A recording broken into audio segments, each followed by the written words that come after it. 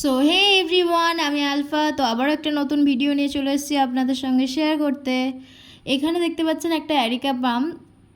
Indoor প্লান্টগুলির মধ্যে আমার সবথেকে পছন্দের একটি প্লান্ট হলো অ্যারিকা পাম।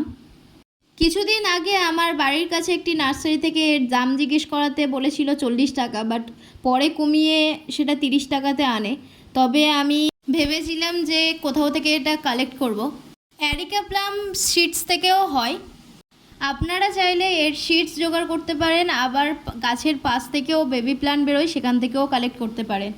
আমি এই গাছটাকে কালেক্ট করেছিলাম আমার কলেজ থেকে। কলেজের ওখানে প্রচুর অ্যারিকা প্লাম আছে, তো সেখান থেকেই কিছুটা দূরে বোধহয় এটা সিডসেরই।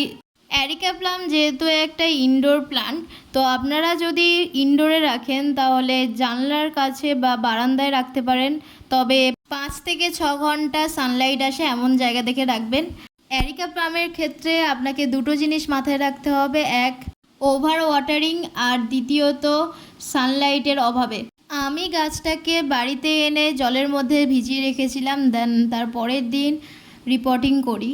আর আপনারা যদি এই প্ল্যান্টটাকে আউটডোরে রাখতে চান তাহলে ছায়াযুক্ত জায়গাতে রাখবেন। আমি নেক্সট ভিডিওতে চেষ্টা করব আরও কিছু কিছু প্ল্যান্টের টিপস আপনাদের সঙ্গে শেয়ার করার। তো আজকে ভিডিওটা এই পর্যন্ত, দেখা হচ্ছে নেক্সট কোনো ভিডিওতে।